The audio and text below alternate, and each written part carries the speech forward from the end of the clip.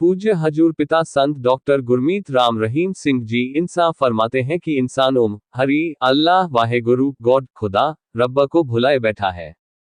उसको भूलने से इंसान के अंदर गम, दुख, दर्द, चिंता, परेशानियां बढ़ती जाती हैं और इंसान आत्मिक कमजोरी की वजह से हमेशा दुखी व परेशान रहने लगता है। जिनके अंदर आत्मिक कमजोरी होती है, कोई भी बात उन्हें सहन नहीं हो पाती। बात बात पे तुनक मिजाज, बात बात पे गुस्सा करना आम बात हो जाती है। एक राम नाम ही ऐसी ताकत है जिसका जाप करने से इंसान के अंदर आत्मबल आता है, जिसके द्वारा इंसान बड़े से बड़े काम में भी परेशान नहीं होता। पूज्य गुरुजी फरमाते हैं कि इंसान के अंदर जब आत्मिक कमजोरी आ जाती है तो लोग बेवजह ही उलझे रहते हैं, बिना वजह लड़ते रहते हैं।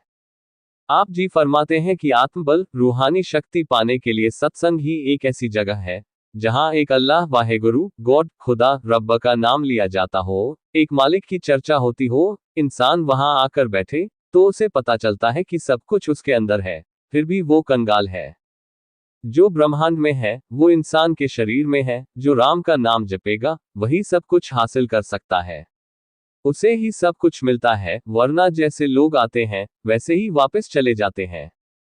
खाली हाथ आए खाली हाथ लौट जाते हैं। लेकिन जो लोग सत्संग सुनते हैं, राम नाम का जाप करते हैं, भक्ति करते हैं, वही उस परमात्मा की खुशियां हासिल करते हैं और वो मालिक के रहमो कर्म को हासिल करके तमाम खुशियां पाकर इस कलयुग मृतलोक में भी परमानंद की प्राप्ति कर लिया करते हैं।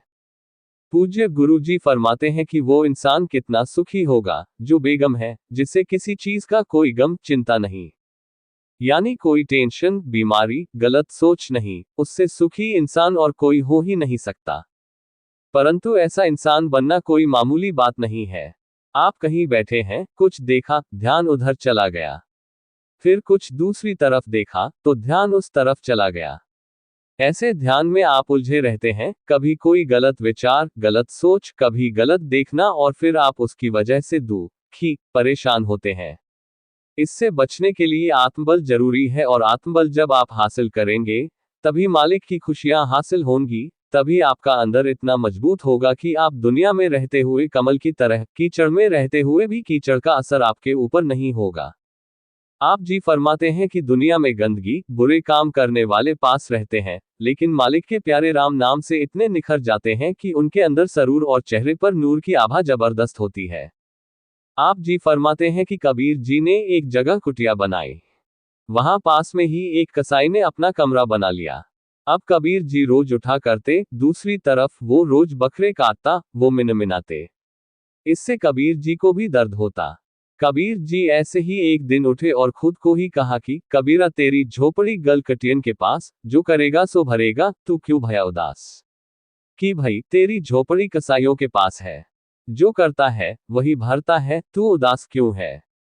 दुनिया में कोई ठगी, बेईमानी करे, बुरे कर्म करे, अगर आप भक्ति करने वाले हैं फिर आपको किस बात की टेंशन।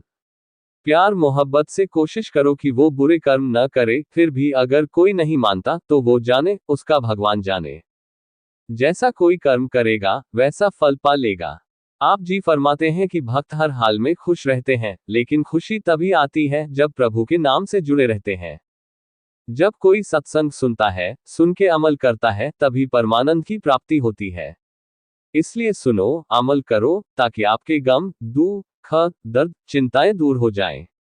आप मालिक की खुशियों के हकदार बन जाएं। प्रभु की खुशियों से आपका अंदर बाहर महक उठे और आप जहां भी रहें वो कुल परिवार भी तर जाएं।